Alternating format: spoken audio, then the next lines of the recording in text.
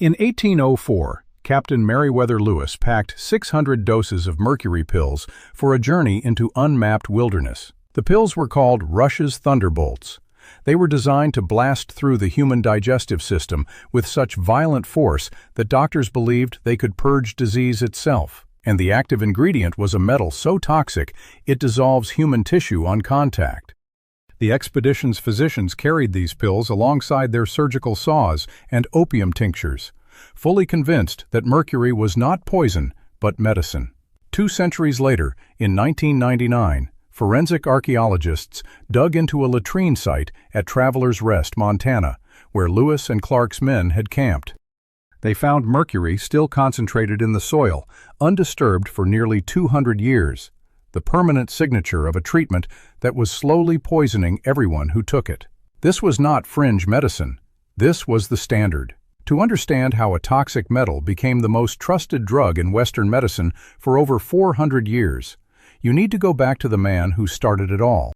His full name was Philippus Aureolus Theophrastus Bombastus von Hohenheim. History remembers him as Paracelsus. He was born in 1493 in the Swiss village of Einsiedeln, the son of a physician who taught him medicine, botany, and mineralogy from an early age. Paracelsus grew up watching his father treat patients with herbs and traditional Galenic remedies.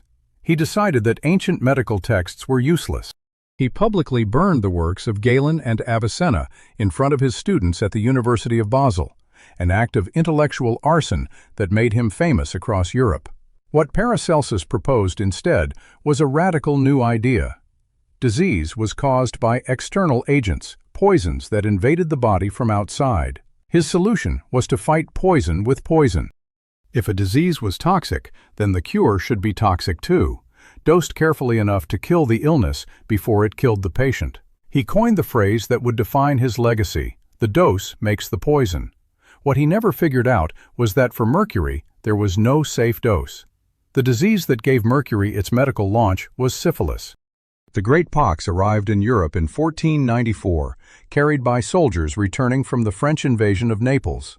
Within 5 years, it had spread across the continent. The symptoms were horrific: weeping sores that ate through flesh, bone deformities, madness, and a slow, agonizing death that could take decades. Doctors had nothing. They tried plant resins, sweat baths, lancing, and prayer. Nothing worked. Then Paracelsus turned to mercury. Mercury was not unknown to medicine before him. Ancient Chinese and Indian physicians had used it for skin conditions. Arab alchemists had experimented with mercury compounds for centuries. But Paracelsus was the first to argue that mercury should be used systemically, taken internally, absorbed through the skin, and inhaled as vapor to treat a disease that he believed lived deep inside the body. He wrote extensively about mercury in his medical treatises, describing precise methods of preparation and administration. His patient population was desperate, and mercury produced a visible result. Sores sometimes receded, and the progression of the disease could appear to slow. The treatment, however, was often worse than the disease itself. Paracelsus prescribed mercury in 3 forms: ingestion, ointment, and fumigation. The ingestion method involved calomel, a white powder form of mercurous chloride that patients swallowed with water or wine. The ointment approach was called mercurial inunction, a thick, greasy paste of mercury mixed with animal fat that was rubbed vigorously into the skin until the patient's gums bled and their mouth filled with saliva. And fumigation was the most brutal. The patient sat naked inside a sealed wooden box with only their head protruding, while a mixture of mercury ore called cinnabar was heated beneath them, releasing toxic vapor that the patient inhaled until they were disoriented, drooling, and convulsing. The goal of all 3 methods was the same. Paracelsus and the physicians who followed him believed that mercury had to be pushed until the patient salivated uncontrollably. They measured success in pints of saliva expelled per day. If a patient was not drooling, the medicine was not working. The official target was 3 to 4 pints of saliva every 24 hours, sustained for days or weeks until the visible symptoms of disease subsided. What was actually happening was acute mercury poisoning. The salivary glands were being destroyed. The gums were ulcerating. The teeth were loosening in their sockets, and the patient's kidneys were slowly failing under the toxic load. But patients kept coming back because syphilis was terrifying, and mercury seemed to offer the only hope available in a world without antibiotics. Paracelsus died in 1541 at the age of 47, under circumstances that remain disputed. Some accounts say he died in a brawl at a tavern. Others say he was pushed down a flight of stairs by enemies he had made during a career of aggressive confrontation. No one recorded what killed him, but his medical philosophy survived. His writings spread across Europe, translated into multiple languages, studied by generations of physicians who adopted mercury as their primary tool against syphilis, and eventually against nearly everything else. By the 1700s, mercury was no longer just a syphilis treatment. It had become the foundation of an entire medical philosophy called heroic medicine. The central figure in this era was Benjamin Rush. Born in 1746, Rush was a signer of the Declaration of Independence, a physician, a professor of medicine at the University of Pennsylvania, and arguably the most influential American doctor of his generation. He trained thousands of medical students, published widely, and advised presidents. He was also a fanatic for mercury. Rush believed that all disease stemmed from a single cause: overstimulation of the blood vessels.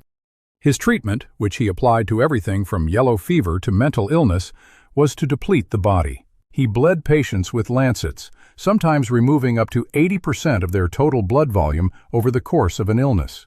He purged them with powerful laxatives designed to empty the bowels completely. And at the center of his purgative arsenal was calomel. The pill that Rush developed became known as Rush's pills, or Thunderbolts. Each pill contained 10 grains of calomel, mercurous chloride, combined with a powerful herbal laxative called halap. The calomel itself was not a laxative in the traditional sense. It was a corrosive irritant that the body treated as an invading poison, triggering violent contractions of the intestines to expel it as rapidly as possible. The halap amplified this effect.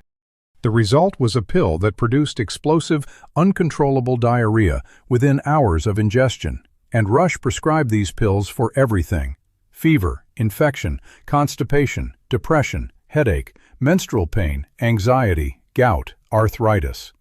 He wrote in his medical texts that calomel was the Samson of medicine, strong enough to bring down the temple of disease itself. His students learned to dose calomel aggressively and frequently, watching their patients' mouths for the telltale sign that the mercury was working: bleeding gums, loose teeth, and the metallic taste that signaled therapeutic levels had been reached. The side effects were catastrophic. Long-term calomel users developed a condition doctors called mercurial teeth. The gums became inflamed, spongy, and prone to bleeding. The teeth loosened in their sockets, turned black, and fell out in chunks. The jawbone itself could become necrotic, infected by the constant exposure to mercury absorbed through the oral tissues. Patients who survived their original illness often spent years dealing with the dental aftermath. Neurological damage was even more insidious. Physicians began documenting a strange constellation of symptoms among patients who had undergone prolonged mercury treatment. The condition had a name: erethism. Patients became pathologically shy, unable to make eye contact or speak in normal social settings. They developed fine tremors in their hands that made writing, eating, and dressing difficult. They experienced sudden, violent mood swings, irrational irritability, and memory loss that could progress to dementia. They became afraid of strangers, afraid of noise, afraid of light. And in severe cases, the tremors spread from the hands to the entire body until the patient could no longer walk, speak, or swallow. What makes all of this remarkable is that the medical profession saw these symptoms and did not interpret them as poison. They interpreted them as proof the treatment was working. Sialorrhea, the excessive production of saliva, was a therapeutic goal. The loss of teeth was an unfortunate but necessary price. The tremors and the psychiatric collapse were simply the disease running its course. The mercury could not possibly be the problem because mercury was the cure. The logic was circular and self-reinforcing. Every physician who prescribed mercury saw the same constellation of symptoms in their patients. Every textbook described the same progression of salivation, gum ulceration, and recovery. The evidence of harm was everywhere, catalogued in medical journals and lecture halls, and it was completely invisible to the men who recorded it, because they had been trained to see healing where poisoning was actually taking place. Rush himself died in 1813, having spent his final years continuing to advocate for heroic medicine, even as younger doctors began to raise doubts. His students carried his methods forward into the 19th century, spreading calomel across the expanding American frontier. And the most famous expedition in American history carried Rush's Thunderbolts as standard medical kit. Meriwether Lewis received his medical training directly from Benjamin Rush before departing on the Corps of Discovery expedition in 1804. Rush personally briefed Lewis on how to use the pills, when to dose his men, and what symptoms to watch for. The expedition's medical chest contained 600 of Rush's pills, enough to dose every member of the party multiple times over the course of the 2.5-year journey. The expedition's journal records that Lewis administered the pills frequently, particularly when men complained of digestive issues, fever, or the various fevers and fluxes that plagued travelers in the unmapped interior of the continent. Every dose released mercury into the men's bodies and, ultimately, into the ground. The mercury passed through the digestive system, was excreted, and sank into the soil of their campsites. And there it stayed, chemically stable and undisturbed for the next 194 years. In 1999, when archaeologists excavated the Travelers' Rest latrine site, the mercury levels they measured were over 100 times higher than background soil concentrations. The metal had outlasted the men who took it, the expedition itself, and the medical philosophy that justified its use. The archaeologists used that mercury signature to confirm the exact location of the expedition's camp. A toxic metal, ingested by men who trusted their doctors, became the permanent geographical marker of their journey across the continent. The Rush's pills that were supposed to keep them healthy became the evidence of how badly their medicine was harming them. Meriwether Lewis survived the expedition, but died just 3 years later in 1809, at the age of 35, from gunshot wounds at a remote inn on the Natchez Trace. The debate continues over whether his death was murder or suicide. His mental state in those final years was described by friends as erratic, paranoid, and deeply depressed. Whether the mercury he had been taking for years contributed to that mental deterioration is a question that cannot be definitively answered from the historical record. But the documented symptoms of chronic mercury poisoning, erethism, tremors, and severe mood disturbance align closely with the descriptions of Lewis's behavior in the months before his death. The mercury era was only beginning. What Paracelsus started in the 16th century and Rush systematized in the 18th would reach its full, terrible maturity in the 19th, when mercury became so common that it was not just a prescription drug anymore. It was a household product, a patent medicine, and a daily supplement taken by millions of people who had no idea they were consuming a potent neurotoxin. And one of those people was the President of the United States. In the spring of 1861, Abraham Lincoln walked into a pharmacy in Springfield, Illinois, and purchased a bottle of small blue pills. He was 52 years old and about to become President of the United States. The pills were called Blue Mass, and Lincoln had been taking them for years. He took them for constipation, which plagued him chronically throughout his adult life. He took them for low moods, what his contemporaries described as melancholy or hypochondria. And according to his secretaries, his law partners, and his wife, he took them because a doctor told him they would help. The pharmacy that dispensed the pills kept records. The formulation was standardized across American drugstores by the mid-19th century and listed in the United States Pharmacopoeia as massa hydrargyri, the mass of mercury. Each pill contained elemental mercury suspended in a base of honey, sugar, rosewater, and powdered licorice root. The rosewater masked the metallic taste. The sugar made the pill palatable enough to swallow daily. And the mercury, well, the mercury was the point. That was what made it medicine. Doctors prescribed Blue Mass for an astonishing range of conditions in the 1800s. Constipation was the most common indication because mercury was known to stimulate the bowels violently. But the same pills were also prescribed for toothaches, for headaches, for tuberculosis, for syphilis, for depression, for menstrual irregularities, and for any vague complaint that a physician could not otherwise explain.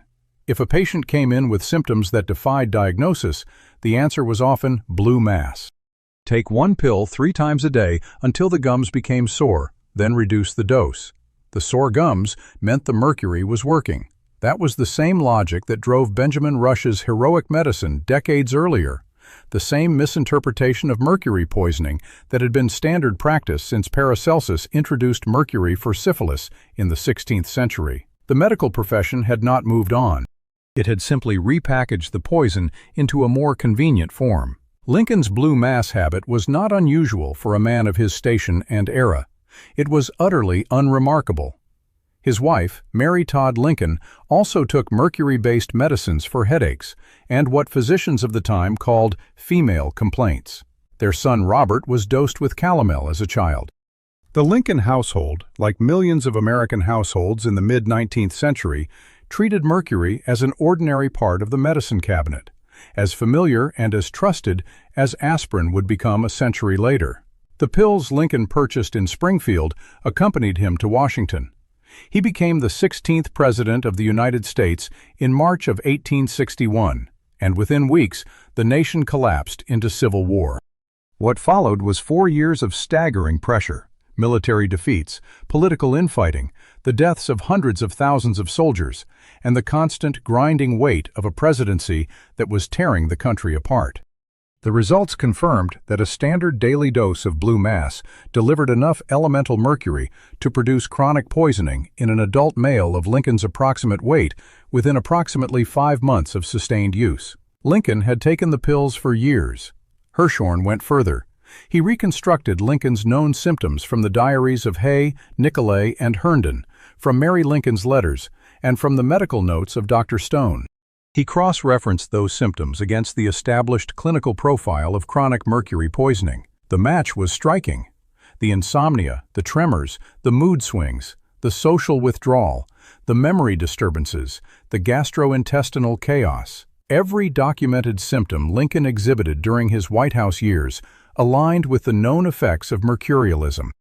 Hirschhorn published his findings, and the historical and medical communities absorbed them. The theory was not universally accepted. No historical theory ever is.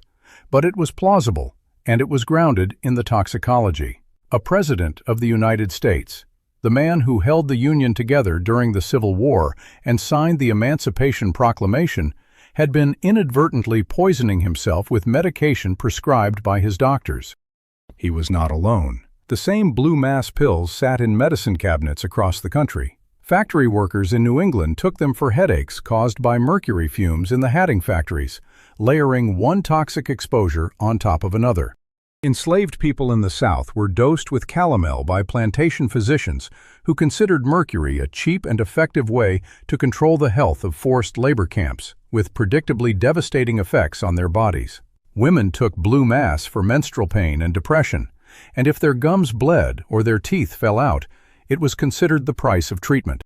Children were dosed with calomel for teething, for colic, for fevers, for worms, for any childhood illness that a doctor or a parent could name. The medical records from the 19th century describe infants whose gums turned black and whose teeth never formed properly because mercury had been administered before they could walk. The era of blue mass was not an aberration. It was the logical continuation of everything that Paracelsus had started in the 16th century and Benjamin Rush had systematized in the 18th. The mercury era did not end because doctors finally recognized the poisoning for what it was. It ended because a new generation of physicians, armed with the germ theory of disease and the tools of laboratory science, began to demand evidence that mercury actually worked. That evidence did not exist. The clinical trials that would eventually become the gold standard of medical proof were not conducted on calomel or blue mass because no one who believed in the treatment thought to test it. The testing only happened after the belief began to crack, and even then, mercury did not go quietly. The slow unraveling of mercury's medical empire did not begin with a single discovery. It began with a French chemist in a laboratory in the 1860s, staring at a flask of spoiled broth. Louis Pasteur was not looking for a way to end the reign of calomel and blue mass. He was trying to understand why wine turned sour and why silkworms died in their cocoons. The questions seemed mundane. The answers rewrote the entire architecture of medicine.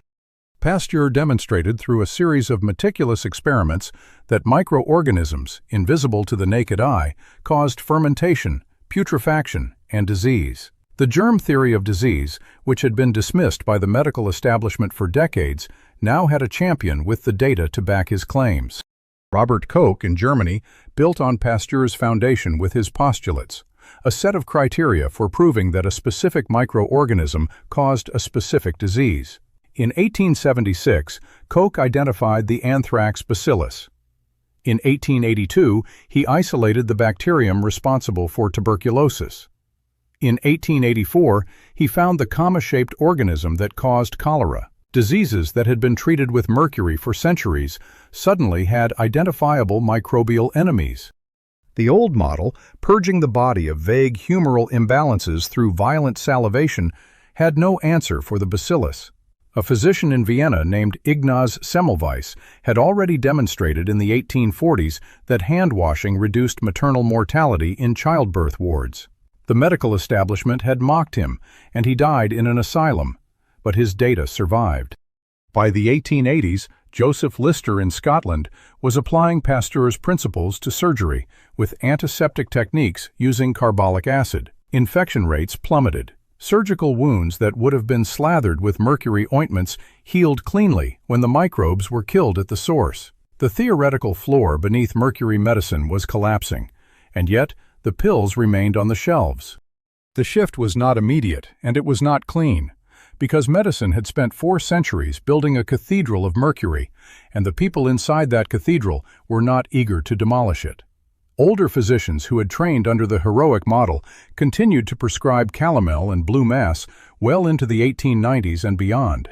They had seen patients salivate after a dose, and they had watched some of those patients recover, and the correlation was too deeply ingrained to surrender overnight. The younger generation, the ones educated in laboratories rather than lecture halls, began to ask the question that the old guard had never thought to ask. Where was the evidence that mercury actually worked? The question was simple, and it was devastating. No one had ever conducted a controlled trial comparing mercury treatment to a placebo for any of the dozens of conditions it was prescribed to address. The entire edifice of mercury medicine rested on anecdote, tradition, and the authority of dead physicians who had never seen a bacterium under a microscope.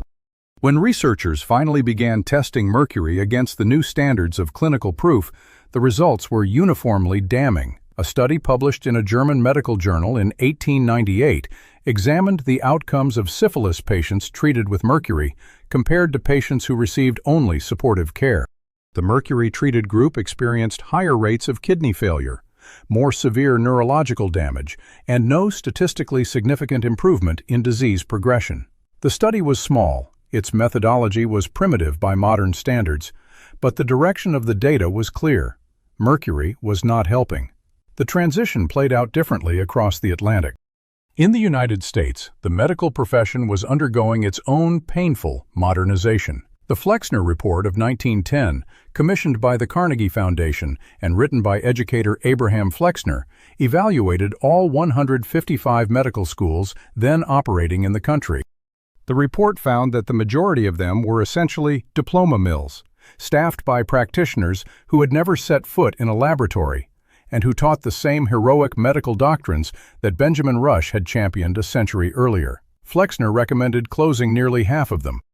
The ones that survived were forced to adopt scientific standards, to teach germ theory, to expose students to laboratory research, and to ground clinical practice in evidence rather than tradition. The generation of physicians that emerged from these reformed schools looked at calomel and blue mass with skepticism that their predecessors could not have mustered. They wanted clinical data. They wanted controlled trials.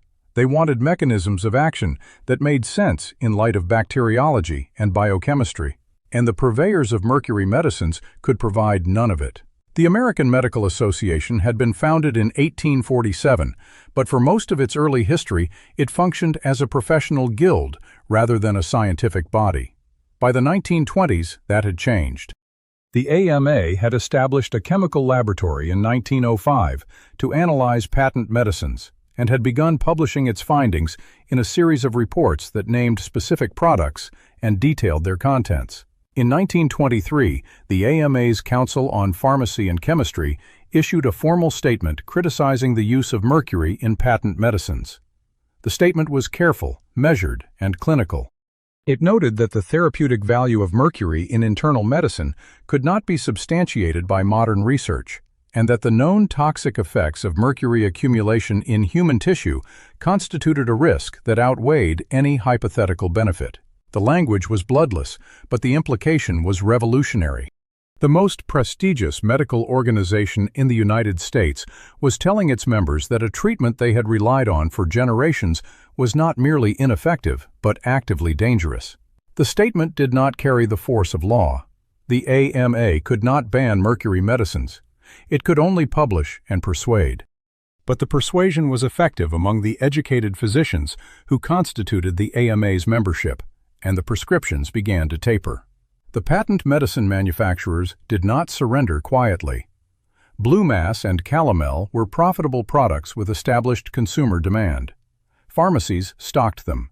Patients requested them by name. Older doctors who did not read the AMA journals or attend the conferences where the new research was presented continued to prescribe them out of habit and conviction.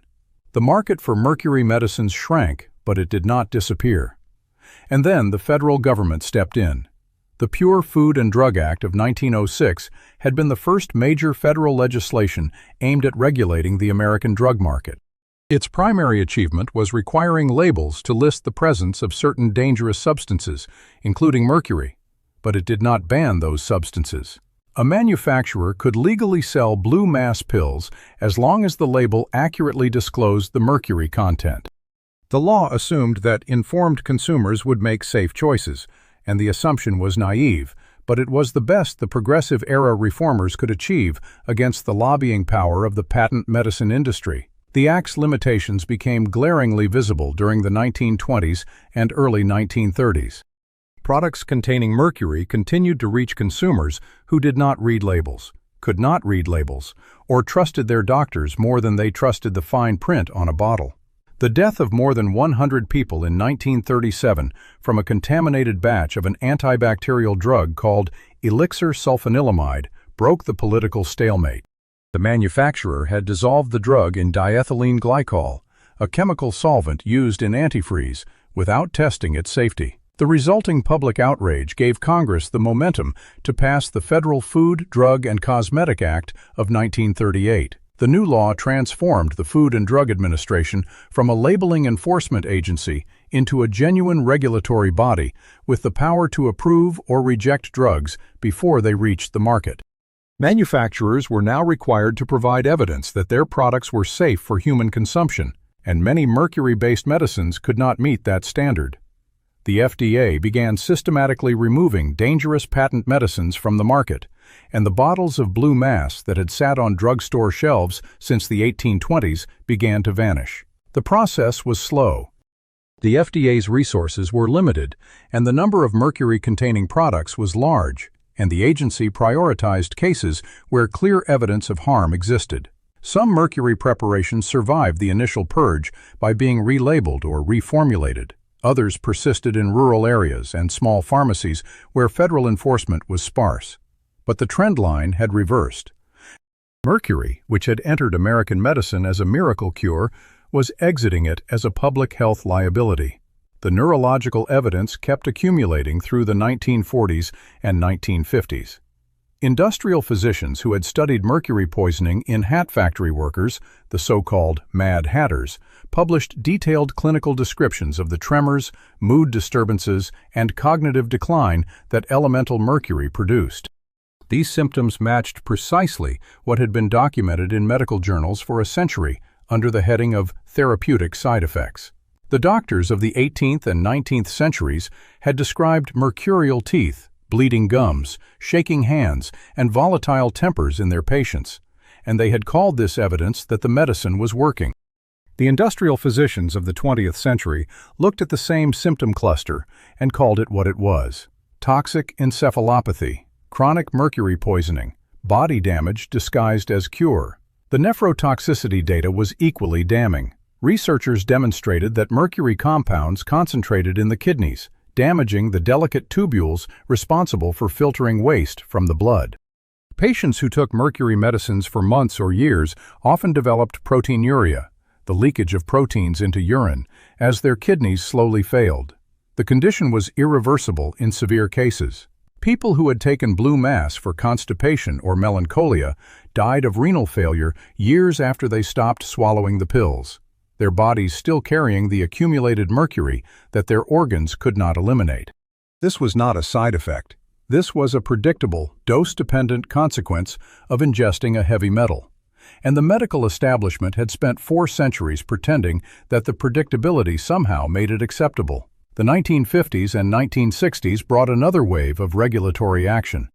The thalidomide disaster of the early 1960s, in which a drug prescribed for morning sickness caused severe birth defects in thousands of children across Europe, prompted Congress to pass the Kefauver-Harris Amendment in 1962. The amendment required drug manufacturers to prove not only that their products were safe, which the 1938 law had mandated, but also that they were effective for the conditions they claimed to treat. The efficacy requirement was the final blow to mercury medicines. No manufacturer could produce a randomized controlled trial demonstrating that calomel or blue mass was effective for any of the dozens of ailments it had been prescribed to treat. There were no trials. The data did not exist and had never existed. The entire medical tradition rested on the authority of Paracelsus and Benjamin Rush and thousands of physicians who had mistaken poisoning for healing and had trained their successors to make the same mistake. In the early 1970s, the FDA initiated a formal review of all over-the-counter drug products marketed in the United States. The review process created panels of experts who evaluated the safety and efficacy of hundreds of ingredients across dozens of therapeutic categories. Mercury compounds were flagged early in the process. The nephrotoxicity data alone was sufficient to justify removal, but the neurological data, the gastrointestinal irritation, the gingival damage, all of it piled onto the scale. By 1976, the FDA had issued regulations banning most mercury compounds from over-the-counter internal medicines. The ban covered the direct descendants of blue mass, the calomel preparations, and dozens of lesser-known mercury products that had survived into the mid-20th century. A medical tradition that had lasted more than 450 years was legally extinguished in a series of Federal Register entries. Paracelsus had argued in the 1530s that the dose made the poison. His intellectual descendants had spent centuries ignoring the second half of their master's doctrine, the part where the poison still existed and still accumulated and still destroyed the bodies it was supposed to heal. The FDA ban closed the era of internal mercury medicine in the United States, but it did not erase the consequences. Millions of people across 4 centuries had ingested mercury at the direction of physicians who believed they were doing good. The dental records of the 18th and 19th centuries documented mercurial teeth in every social class and every region where calomel was prescribed, and calomel was prescribed everywhere. The neurological records documented tremors, erethism, memory loss, and personality changes in populations that had no industrial mercury exposure, only medical exposure. The psychiatric records of the 19th century were filled with patients whose diagnoses, melancholia, mania, nervous exhaustion, may have been descriptions of mercury poisoning rather than primary mental illness. We will never know the full scope of the damage. The records are incomplete, the diagnostic categories have shifted, and the mercury itself has long since settled into the bones of the people who swallowed it. But the scale of the exposure is not in question. Entire generations of Europeans and Americans, from the nobility who purchased blue mass from apothecaries to the enslaved people who were dosed with calomel on plantations, took mercury into their bodies because medical science assured them it was necessary. And medical science was wrong. The recognition of that wrongness arrived painfully late. The American Medical Association's 1923 criticism was nearly 4 centuries after Paracelsus first advocated systemic mercury therapy. The 1938 Food, Drug, and Cosmetic Act was decades after Pasteur and Koch had demolished the theoretical basis for mercurial medicine. The 1970s FDA ban was a full century after the germ theory of disease had become established fact. The gap between knowledge and action was measured not in years, but in generations, and the bodies piled up while the institutions deliberated. The mercury era ended officially in the 1970s. But mercury did not leave medicine entirely. It remained in dental amalgam fillings, where it was classified as a medical device rather than a drug, and was therefore exempt from the internal medicine ban. It remained in some topical antiseptics, in preservatives, in the supply chains of manufacturing.